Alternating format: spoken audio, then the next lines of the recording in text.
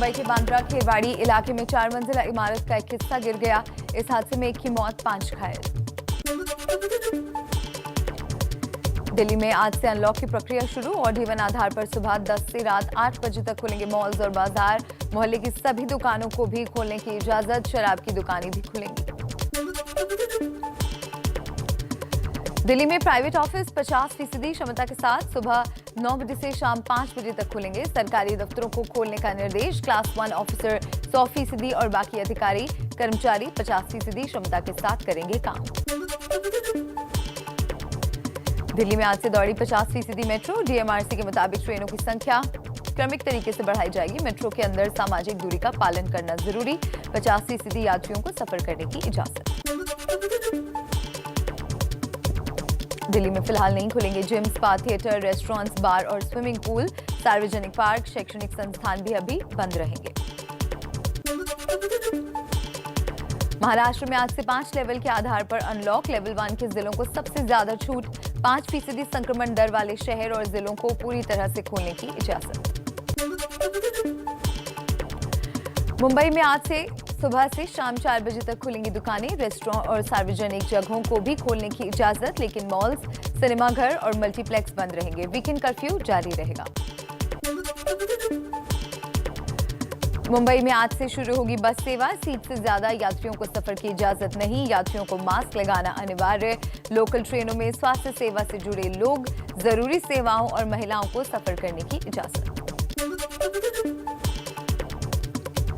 महाराष्ट्र के सीएम ने स्थानीय प्रशासन को जमीनी हालात के हिसाब से फैसला लेने को कहा। उद्धव ठाकरे की लोगों से अपील। कहा, अभी कोरोना खत्म नहीं हुआ है, लोग नियमों का पालन जरूर करें। सीएम उद्धव ठाकरे ने प्रमुख उद्योगपतियों के साथ की अहम बैठक। बोले, सोच समझकर कदम उठा रही है सरकार। बैठक में उदय कोटक, संजीव बजाज समेत कई उद्योगपति हुए शामिल।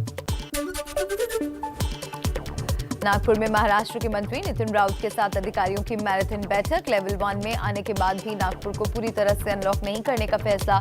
शाम 5 बजे तक ही खुलेंगी दुकानें। यूपी में 4 जिलों को छोड़कर सभी जिलों से हटा कोरोना कर्फ्यू। आज से नोएडा, गाजियाबाद में भी खुलेंगे बाजार। सीएम योगी आदित्यनाथ टीम 9 के साथ बैठक करेंगे। हरियाणा में कोरोना कर्फ्यू 14 जून तक बढ़ा, लेकिन ऑड इवन फॉर्मूले के तहत खुलेंगी दुकानें। 50% क्षमता के साथ रेस्टोरेंट भी खुलेंगे। 1 महीने की कोरोना कर्फ्यू के बाद केंद्र शासित प्रदेश लद्दाख में भी आज से पाबंदियों में राहत। ले जिला आपदा प्रबंधन प्राधिकरण के अध्यक्ष श्रीकांत सुसे ने 14 जून तक धीरे धीरे पाबंदियों में छूट देने के दिशा निर्देश जारी किए।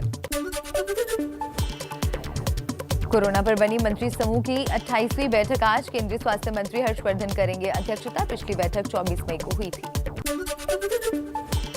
दिल्ली के एम्स में भारत बायोटेक की कोवैक्सीन का बच्चों पर ट्रायल आज से होगा शुरू।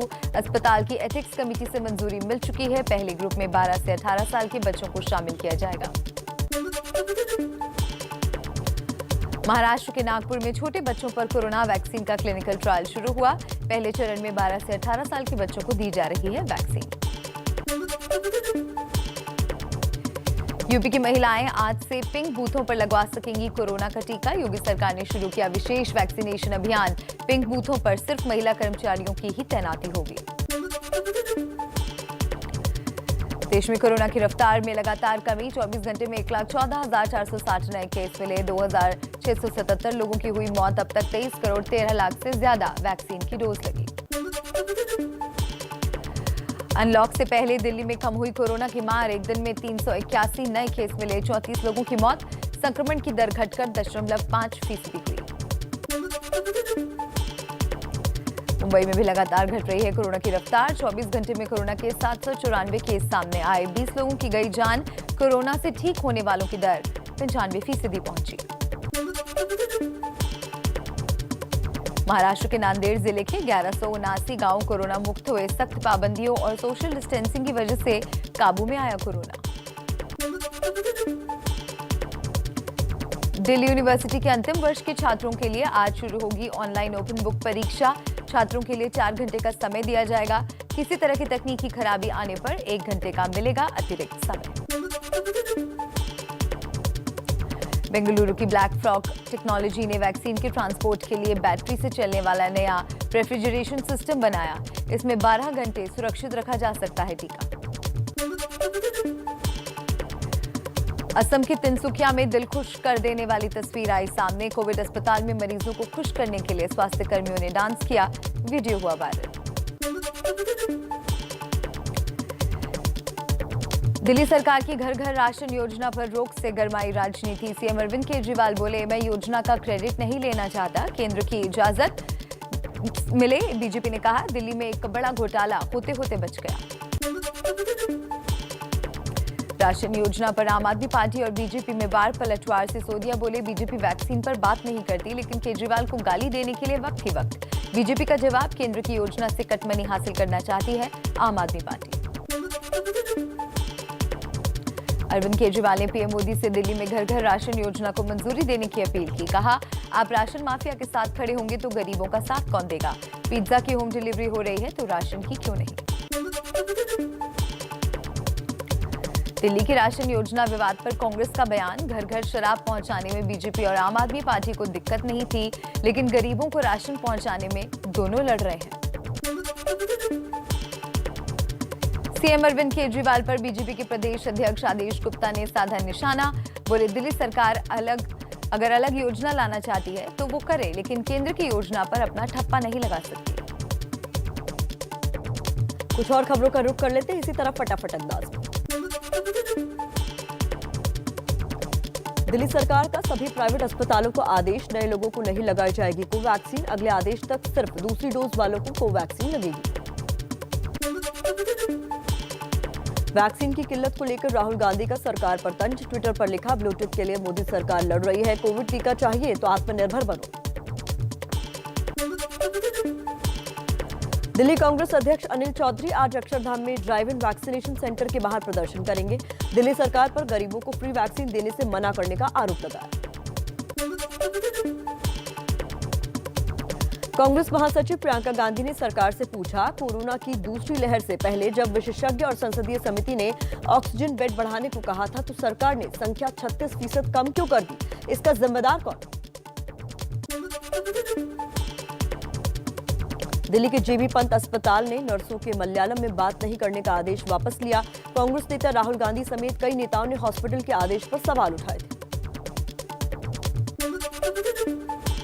कांग्रेस महासचिव प्रियंका गांधी ने जेबी पंत हॉस्पिटल में मलयालम बैन करने के आदेश की निंदा की। मलयालम में ही ट्वीट कर कहा, ये आदेश नस्लवादी, भेदभावपूर्ण और पूरी तरह से गलत। मध्य प्रदेश में कोरोना महामारी के बीच जूनियर डॉक्टरों की हड़ताल का 9वां दिन। सरकार से बातचीत बेनतीजा। जूनियर डॉक्टरों के संगठन जेयूडीए का दावा, सरकार ने 24 दिन पहले उनकी मांगों को पूरा करने का वादा किया था, लेकिन अब तक नहीं किया। 6 मांगों को लेकर हड़ताल पर है एमपी के जूनियर डॉक्टर। मध्य प्रदेश में हड़ताल कर रहे जूनियर डॉक्टरों के समर्थन में आए दिल्ली के जूनियर डॉक्टर। एम्स और सफदरजंग अस्पताल में निकाला कैंडल मार्च। एमपी के सागर में ब्लैक फंगस के मरीजों को लगे इंजेक्शन का हुआ उल्टा असर। मरीजों ने बुखार और उल्टियां आने की शिकायत की। नई डोज लगाने पर रोक लगी।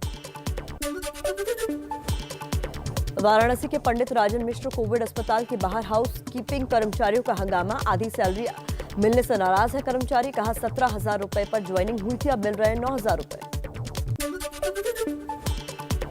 सूरत के कपड़ा उद्योग पर कोरोना की मार। मजदूरों की कमी की वजह से टेक्सटाइल उद्योग को हजारों करोड़ का नुकसान।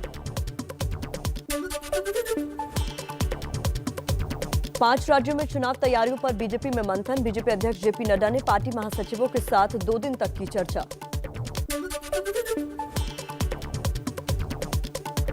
बीजेपी महासचिवों के साथ प्रधानमंत्री मोदी से मिले पार्टी अध्यक्ष जेपी नड्डा। आगामी विधानसभा चुनाव की तैयारियों में जुटी है बीजेपी। जेपी नड्डा के साथ बैठक के बाद बोले बीजेपी महासचिव भूपेंद्र यादव। कहा, यूपी कैबिनेट विस्तार पर कोई चर्चा नहीं हुई, न ही नेतृत्व परिवर्तन पर कोई बातचीत हुई।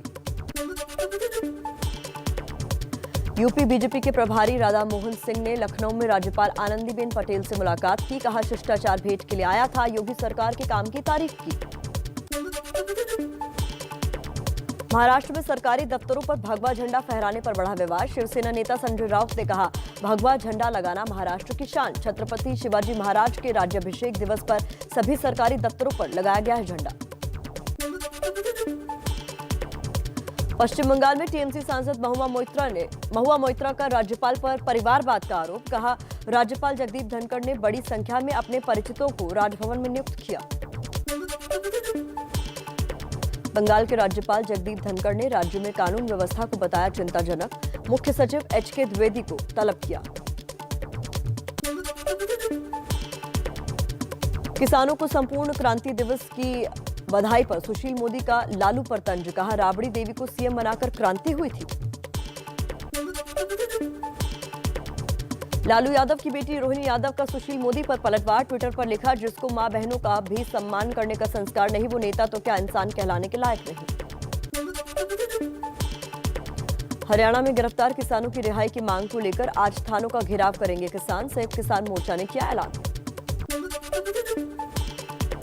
हरियाणा के टोहना में पुलिस स्टेशन के बाहर किसान नेता राकेश टिकैत ने दिया धरना। गिरफ्तार किसानों की रिहाई की मांग को लेकर प्रदर्शन किया।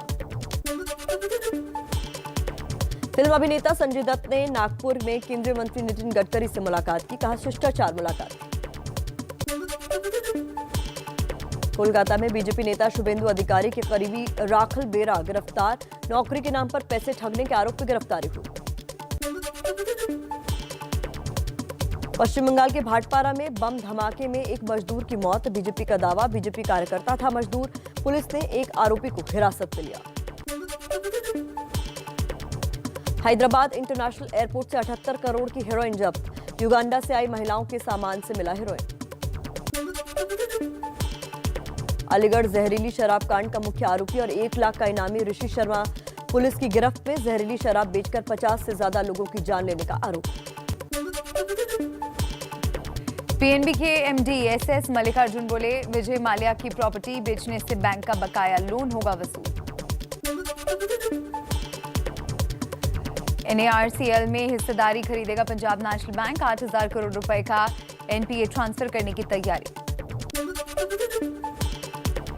एशियाई फुटबॉल कप में आज भारत की बांग्लादेश से भिड़ंत। एशियाई कप की उम्मीद बनाए रखने के लिए जीत जरूरी। यूरोपियन चैंपियनशिप के बाद अब वर्ल्ड कप की तैयारी में जुटे भारतीय निशानेबाज आज से क्रोएशिया के जाग्रेब में शुरू करेंगे ट्रेनिंग। 20 बार के grand slam champion Roger Federer का French Open tennis grand slam से हटने का फैसला। कहा, घुटनों की 2 सर्जरी के बाद आराम की जरूरत। देश के 2 माउंटेनियरिंग स्कूल की साझा टीम ने माउंट एवरेस्ट पर लहराया तिरंगा। टीम की अगुवाई जवाहर माउंटेनियरिंग इंस्टीट्यूट के प्रिंसिपल कर्नल आईएस थापा और नेशनल इंस्टीट्यूट ऑफ माउंटेनियरिंग के प्रिंसिपल कर्नल अमित बिष्ट कर रहे थे। इंडियन कोस्ट गार्ड की जाबाजी, गोवा के पास समंदर में फंसे मर्चेंट नेवी के जहाज से मरीज को आनन फानन में बचाया। 15 जून तक बिहार और झारखंड में मानसून की दस्तक। अभी कर्नाटक तक पहुंच चुके हैं काले बादल। दक्षिणी राज्यों में मानसून ने पकड़ा जोर। तमिलनाडु के रामेश्वरम में जमकर हो रही है बारिश। कर्नाटक, तमिलनाडु और आंध्र प्रदेश के बाद महाराष्ट्र पहुंचा मानसून। मुंबई समेत राज्य के कई इलाकों में बारिश। एनसीपी चीफ शरद पवार ने अस्पताल जाकर अभिनेता दिलीप कुमार का हालचाल जाना। ट्विटर पर जल्द ठीक होने की कामना की।